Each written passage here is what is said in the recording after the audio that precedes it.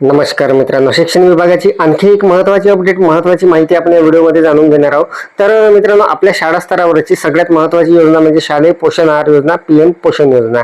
तर मित्रांनो, या अंतर्गत शैक्षणिक सत्र जे 26-27 सुरू झालेलं आहे.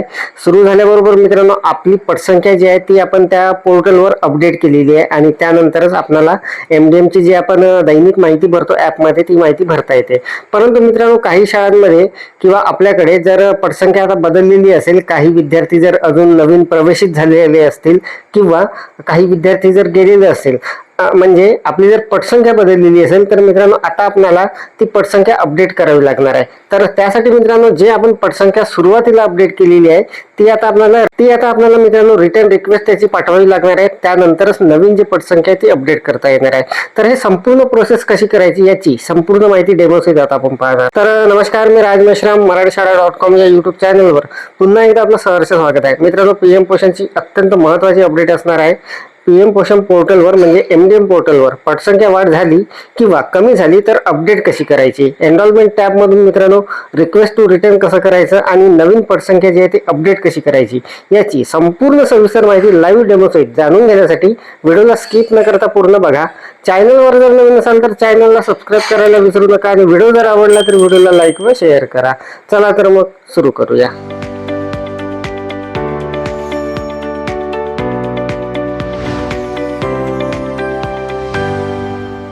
आपल्या शाळेची बदललेली पटसंख्या अपडेट करण्यासाठी आपण आलेलो आहोत आपल्या मोबाईलच्या क्रोम ब्राउझरमध्ये. तिथे आपल्याला MDM पोर्टल असं टाईप करून घ्यायचं आहे. MDM पोर्टल टाईप केल्याबरोबर मित्रांनो, जे MDMचं पोर्टल आहे, पीएम पोषणचं जे पोर्टल आहे ते आपल्यासमोर येणार आहे. तर बघा, हा जो पहिला रिझल्ट आलेला आहे यावर आपण क्लिक करणार. यावर क्लिक केल्याबरोबर मित्रांनो, प्रधानमंत्री पोषण शक्ती निर्माण योजना म्हणजे शालेय पोषण आहार योजनेचं हे लॉग इन पेज आपल्यासमोर आलेलं आहे. इथून मित्रांनो अगोदर आपल्याला आपली शाळा जी आहे ते लॉग इन करून घ्यायची आहे. तर इथे त्यासाठी ID पासवर्ड आणि कॅप्चा टाकून आपल्याला लॉग इन करायचं आहे. या अगोदर बरेचसे व्हिडिओ आपण बघितलेले आहे, आपल्याला लॉग इन वगैरे कसं करायचं ते माहिती आहे. तर मी अगोदर लॉग इन करतो, त्यानंतर आपण समोरची प्रोसेस जाणून घेऊ. लॉग इन केल्यानंतर आपली शाळा जी आहे अशा पद्धतीने दिसणार आहे. आपली शाळा लॉग इन इथे झालेली आहे. लॉग इन झाल्यानंतर मित्रांनो बघा, आता आपल्याला इथे काही टॅब दिसणार आहे वर. तर मित्रांनो, सुरुवातीला जेव्हा सत्र सुरू झालं तेव्हा आपण इथे पटसंख्या जी आहे ती अपडेट करून घेतलेली होती आणि ती जी टॅब होती ती एनरोलमेंट टॅबमधून करून घेतलेली होती. ही जी टॅब आहे एनरोलमेंट, यामध्ये मित्रांनो आपण आपली पटसंख्या जी आहे ती अपडेट करून घेतलेली होती नवीन. तर मित्रांनो, जर आता आपली पटसंख्या परत बदललेली असेल, काही विद्यार्थी प्रवेशित नवीन परत झालेले असतील इतर वर्गांमध्ये, आता आपल्याला परत ती जी पटसंख्या आहे ती अपडेट करावी लागणार आहे. परंतु मित्रांनो, ते सहज होणार नाही.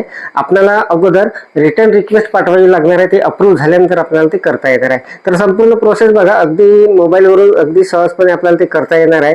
तर बघा, ही जी टॅब आहे एनरोलमेंट, यामध्ये आपण क्लिक करणार आहोत. यावर क्लिक केल्यानंतर मित्रांनो एक नवीन इंटरफेस आपल्या समोर येणार आहे अशा पद्धतीने. तर मित्रांनो बघा, जर आपली रिक्वेस्ट आपण अगोदर पाठवलेली असेल, बहुतेक शाळांनी पाठवलेली आहे, कारण आपल्याला मित्रांनो MDMची डेली माहिती भरायची होती. तर बघा, आपण सुरुवातीला सत्र सुरू झाल्याबरोबर जी पटसंख्या अपडेट केलेली आहे ती पटसंख्या आपल्याला इथे अशा पद्धतीने मित्रांनो दिसणार आहे. तर बघा, माझी पटसंख्या जी आहे माझ्या शाळेची ही दिसत आहे आणि वर मित्रांनो आपल्याला एक टॅब दिसत आहे, ते असणार आहे रिक्वेस्ट टू रिटर्न म्हणून. तर मित्रांनो बघा, आता या पटसंख्येमध्ये जर काही बदल झालेला असेल तर आपल्याला रिक्वेस्ट टू रिटर्न अगोदर करावं लागणार आहे. त्यानंतरच आपल्याला नवीन जी पटसंख्या असणार आहे मित्रांनो ती इथे टाकता येणार आहे किंवा अपडेट करता येणार आहे. त्याशिवाय मित्रांनो डायरेक्ट आपल्याला करता येणार नाही आहे, कारण आपण सुरुवातीला सत्र सुरू झाल्याबरोबर ती नवीन पटसंख्या आपण अपडेट केलेली आहे. तर त्यासाठी रिक्वेस्ट टू रिटर्न हे जे टॅब आहे या टॅबवर आपल्याला क्लिक करावं लागणार आहे. इथे क्लिक केल्यानंतर मित्रांनो ही रिक्वेस्ट BO लॉग इनवर जाणार आहे आणि तिथून अप्रूव्ह झाल्यानंतर आपल्याला नवीन पटसंख्या तिथे भरता येणार आहे. तर बघा, त्यासाठी मी यावर क्लिक करून घेतो. इथे क्लिक केल्याबरोबर मित्रांनो एक कन्फर्मेशन आपल्यासमोर येणार आहे, send request to return this screen. तर याला सिम्पली आपल्याला ओके करून घ्यायचं आहे. ओके केल्यानंतर बघा मित्रांनो, request send successfully to block officer अशा पद्धतीचा इथे स्पष्ट मेसेज आलेला आहे. म्हणजे ही जी रिक्वेस्ट आहे मित्रांनो आपली ही BO लॉग इनला गेलेली आहे. तिथून आता अप्रूव्ह झाल्यानंतर आपल्याला ही जी नवीन पटसंख्या तिथे अपडेट करायची आहे ती करता येणार आहे. याला सिम्पली ओके करतो मित्रांनो मी. ओके केल्यानंतर ती जी रिक्वेस्ट असणार आहे ती BO लॉग इनला गेलेली आहे आणि तिथून अप्रूव्ह झाल्यानंतर आपल्याला नवीन पटसंख्या जी आहे ती इथे ॲड करता येणार आहे. सध्या मित्रांनो ही स्क्रीन आपल्यासमोर दिसणार आहे अशा पद्धतीने. तर आता BO लॉगिन वरून जेव्हा आपली रिक्वेस्ट अप्रूव्ह होईल तेव्हा आपल्याला नवीन पटसंख्या भरता येणार आहे. तर आता ती अप्रूव्ह झाल्यानंतर कशी भरायची ते सुद्धा आपण पाहणार. परत मी माझी शाळा जी आहे ती लॉगिन करून घेतलेली आहे MDM पोर्टलवर. आता आपल्याला नवीन जी पटसंख्या आहे ती अपडेट करायची आहे. रिक्वेस्ट टू रिटर्न केलेलं होतं आणि ती अप्रुव्हलसाठी पाठवलेलं होतं. आता आपल्याला मित्रांनो ती जी रिक्वेस्ट असणार आहे आपली रिटर्नची ती अप्रूव्ह झालेली असेल आणि आता आपल्याला नवीन जी पटसंख्या आहे ती अपडेट करता येणार आहे. तर मित्रांनो परत आपण लॉगिन करून घेतला. आता परत जाणार आपण एनरोलमेंट टॅबमध्ये. इथे गेल्यानंतर मित्रांनो बघा इथे एनरोलमेंटचं एक सब टॅब येणार आहे, यावर आपण क्लिक करणार. यावर क्लिक केल्यानंतर मित्रांनो अशा पद्धतीचा इंटरफेस इथे आलेला आहे मित्रांनो. आणि इथे अगोदर रिक्वेस्ट टू रिटर्न होतं, परंतु आता तिथे अपडेट आणि फायनलाइजचा ऑप्शन आलेला आहे. याचा अर्थ असा मित्रांनो आपली जी रिक्वेस्ट आहे रिटर्नची, रिक्वेस्ट टू रिटर्न जे आहे ते कन्फर्म झालेलं आहे. आता आपल्याला मित्रांनो इथे एडिट होणार आहे ही माहिती भरण्यासाठी. तर आता आपल्याला नवीन जी आपली पटसंख्या असणार आहे ती इथे भरून घ्यायची आहे. तर बघा मित्रांनो आता मी माझी पटसंख्या जी आहे माझ्या शाळेची ती जी बदललेली आहे ती आता इथे भरून घेणार आहे. तर पूर्ण जी पटसंख्या असणार आहे ती मला इथे आता भरून घ्यायची आहे. अशा पद्धतीने मी भरून घेणार आहे आणि परत मित्रांनो आपल्याला अप्रुव्हलसाठी पाठवावी लागणार आहे, तेव्हाच ही अप्रूव्ह होणार आहे. आमच्याकडे आता इयत्ता पहिली, दुसरी आणि तिसरीमध्ये जी सुरुवातीला पटसंख्या होती ती बदललेली आहे. पहिल्या वर्गात 2 होते, आता ते 4 झालेले आहे. दुसऱ्या वर्गात सुद्धा एक विद्यार्थी वाढलेला आहे आणि तिसऱ्या वर्गात सुद्धा वाढलेला आहे.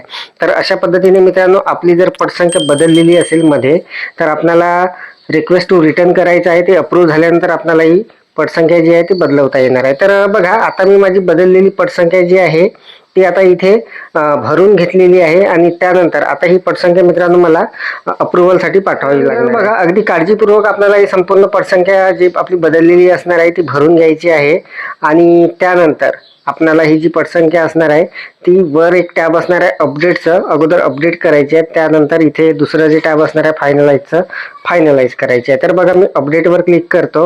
अपडेटवर क्लिक केल्यानंतर मित्रांनो बघा ही पटसंख्या डाटा सेव्ह सक्सेसफुली म्हणून झालेली आहे, म्हणजे अपडेट झालेली आहे.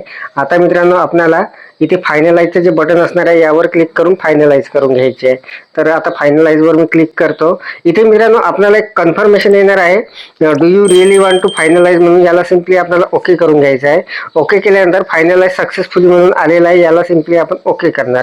ओके केल्यानंतर मित्रांनो आता ही जी आपली नवीन पटसंख्या जी आहे ही आपली वरिष्ठ स्तरावर म्हणजे BO लॉगिनला गेलेली आहे आणि तिथून ती अप्रूव्ह होणार आहे.